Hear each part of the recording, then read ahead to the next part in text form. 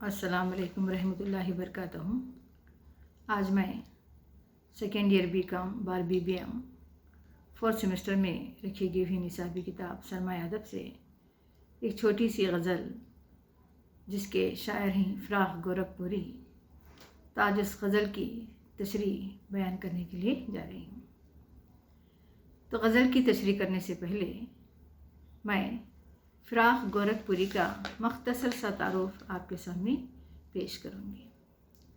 तो देखिए, रघुपति सहाय नाम था।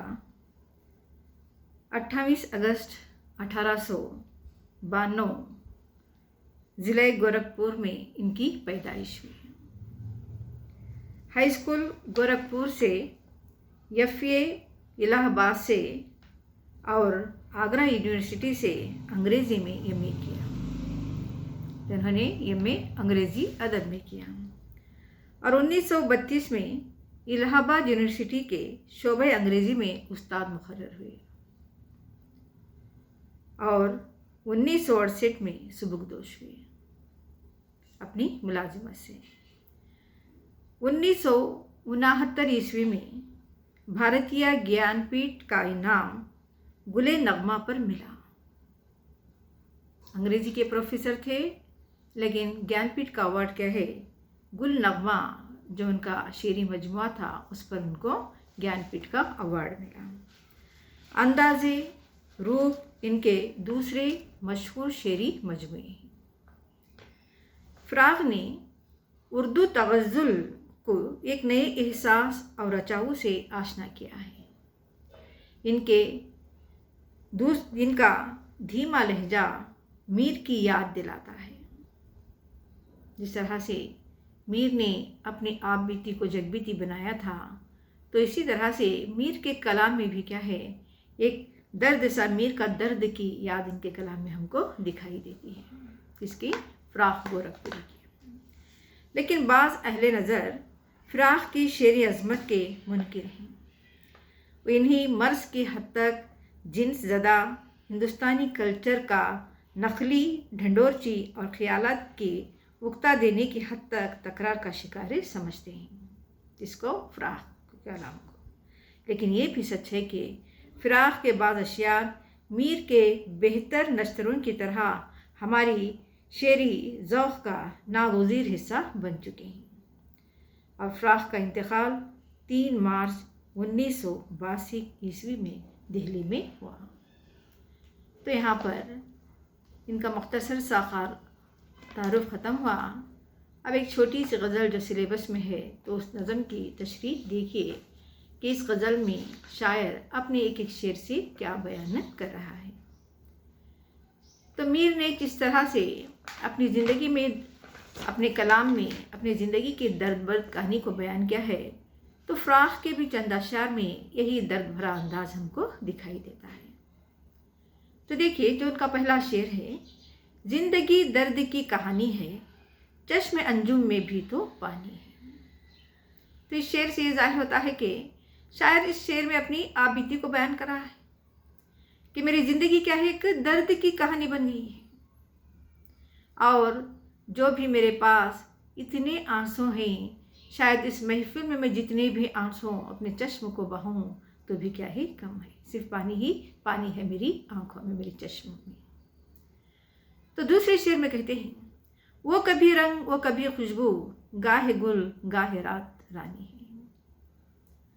तो कभी ज़िंदगी में खुशियाँ भी देखे, खुशबुआँ भी देखे, रंग भी देखे, लेकिन वो क्या है, सिर्फ क्या है, गाहे गुल हो गए गाहे रात बनकर ही रहेगी। नहीं कि सिर्फ वो तमाम चीज़ें क्या हैं, एक रात का ख्वाब बनकर ही रहेगी। तो तीसरे शेर में कहते हैं, बन के मासूम सबको ताड़ गई, आँख किसकी बड़ी सियानी है। तो अपने यार की तरफ इशारा कर रहा है शायर, बन के मासूम सबको ताड़ गई, मेरी मोहब्बत क्या है, एक मासूमियत चेहरा लेकर मेरे सामने आई, लेकिन उसकी आँख बड़ी सियानी थी। लेकिन उसकी आँखों ने क्या किया, ये जो मासूम जोपन था वो सब क्या है, ताड़ गया। अपनी मासूमियत देकर वो मेरी ज़िंदगी में आई थी, लेकिन वो सब क्या हो गई, ख़त्म हो गई। आप बीती कहूँ कि जग बीती, हर कहानी मेरी कहानी है। आप बीती भी मेरी कहानी है, जग बीती भी कहानी है। मैंने ज़िंदगी में जो कुछ मैंने सहा है, जो कुछ मैंने दर्द उठाए हैं, वो सारे के सारे मैंने अपने कलाम में समो दिए हैं। जिस तरह के मीर ने अपनी आप बीती को जग बीती बना दिया था, तो फ़राक भी हाँ यही कहेंगे, हर कहानी मेरी एक कहानी बन गई, ज़िंदगी ही मेरी एक कहानी बन गई। आपके सामने मेरे आप बीती कहूँ या जग बीती, दोनों एक ही, दोनों आप बीती भी मेरी ही कहानी है और जग बीती भी मेरी ही कहानी है। तो कहते हैं, आज भी सुन रहे हैं किस्से इश्क, गो कहानी बहुत पुरानी है। ये इश्क और आशिकी के किस्से अब पूरे क्या हो गए हैं, पुराने हो चुके हैं। आज भी हम उन किस्सों को सुन रहे हैं, इश्क के दास्तानों को आज भी हम पढ़ रहे हैं, जैसे कि लैला मजनू का किस्सा और शीरे और फरहाद का किस्सा, रोमियो और जूलियट का किस्सा, ये तमाम जो भी किस्से हैं, इश्क या किस्से आज भी हम सुन रहे हैं। और ये कहानियाँ पुरानी हो चुकी हैं, इन किस्सों की, इन आशिकों के किस्सों की कहानियाँ पुराने हो चुके हैं, लेकिन आज भी हम उन किस्सों को देख रहे हैं, पढ़ रहे हैं। ज़ब्त कीजिए तो दिल है अंगारा, अगर रोए तो पानी है। तो शायरी शेर में कह रहा है, मैं अपने गम को अपने ही अंदर जब्त अगर करता रहूँगा तो मेरा गम क्या हो जाएगा, अंगारा बन जाएगा, मेरा दिल एक अंगारा बन जाएगा। अगर किसी के पास अगर कोई दुख है, कोई गम है, तो किसी और के सामने जाहिर कर दिए तो थोड़ा ना थोड़ा सा क्या है, गम हो दर्द हो हल्का हो जाता है। अगर वही गम हो दर्द को मैं अंदर ही जब्त करते चला जाऊंगा, तो अंदर ही अंदर बर्दाश्त करता चला जाऊंगा, तो क्या हो जाएगा, मेरा वो एक दिल का अंगारा बन जाएगा।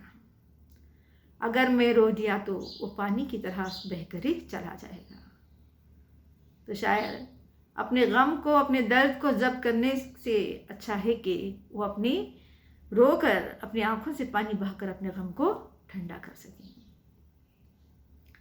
खुदकशी पर है आज आमदा, अरे दुनिया बड़ी दीवानी है। खुदकशी करना क्या है, बड़ा दीवानगी का काम है, दीवानापन है वो।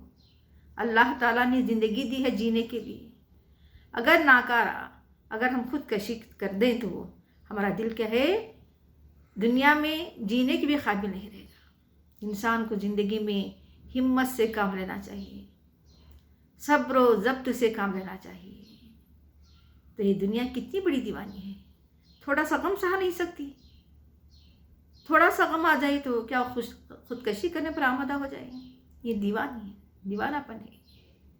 तो शायर यही करा है, अरे दुनिया बड़ी दीवानी है कि आज लोग क्या करते हैं, थोड़ी थोड़ी सी बात पर, थोड़ी सी नाकामी पर, थोड़े से इश्क व वाक़ियात के मसलों पर क्या करते हैं, खुदकशी करने पर आमादा हो जाते हैं। ये दुनिया भी कितनी बड़ी दीवानी है।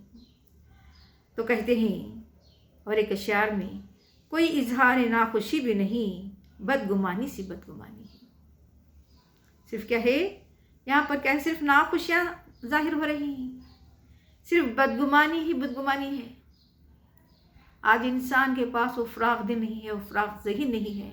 सिर्फ क्या है, इंसान है कोई इजहार नाखुशी भी नहीं, अपनी खुशी को इजहार भी नहीं कर सकता, क्योंकि उसकी ज़िंदगी है नाखुशी में है। तो इंसान हर एक भी क्या है, बदगुमानी की ज़िंदगी जी रहा है।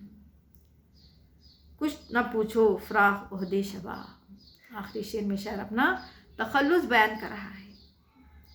कुछ न पूछो फ़राक़ ओहदे शबा, रात है नींद है कहानी है। तो शायर अपने आप से मुखातिब होकर कह रहा है, मेरे जवानी के आलम का हाल मत पूछो, ओहदे शबाब मत पूछो, क्योंकि ये ज़िंदगी क्या है, रात हो रही है, नींद आ रही है और एक कहानी ख़त्म हो रही है। जिस तरह के मीर ने कहा था, ओहदे जवानी रो रो काटा, पीरे मिले आंखें मुँह, यानी रात बहुत थी जागे सुबह हुई आराम किया। तो फ़राक़ भी आखिरी समय यही करें, कुछ ना पूछो फ़राक़ ओहदे शबाब। फ़राक़ को तुम अपनी शबाब की ज़िंदगी, शबाब के दौर को तुम मत पूछो। उन्होंने रात होने आई है, नींद आ रही है, कहानी ख़त्म हो गई, और फ़राक़ को चैन से सोने दो। उनकी ओहदे शबाब के बारे में कुछ सवाल मत करो। तो आखिरी शेर में शायर इतना कहकर अपनी एक छोटी सी गज़ल को ख़त्म करता है।